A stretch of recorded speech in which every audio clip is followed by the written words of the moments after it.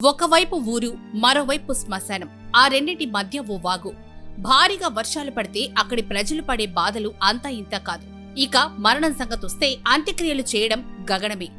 అవునండి, ఇది నిజం. మెదక్ జిల్లాలోని ఓ గ్రామంలో ఇటువంటి పరిస్థితి నెలకొంది. ఒకవైపు గత 2 రోజులుగా ఎడతెరిపి లేకుండా వర్షాలు కురుస్తున్నాయి.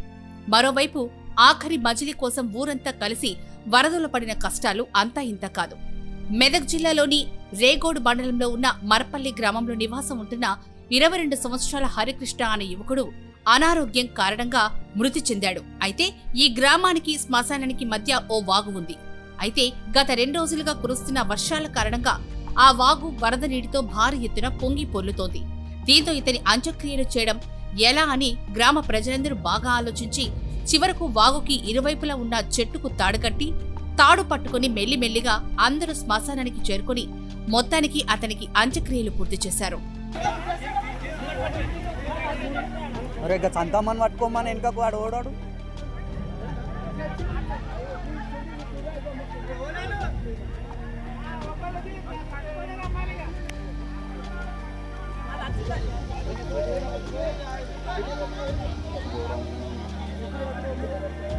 ఇట్లా దాన్ని నడుచుకోండి, కట్టేసే కాదు అటు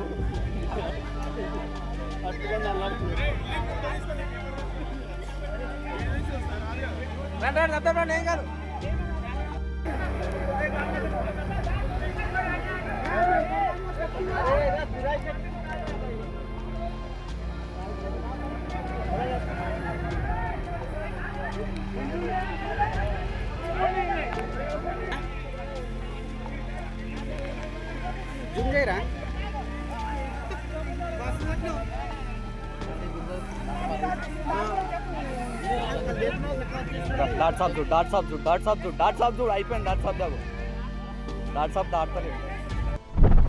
అసలు ఎందుకు అమెరికాకి ఇండియా మీద కన్నెర్రా?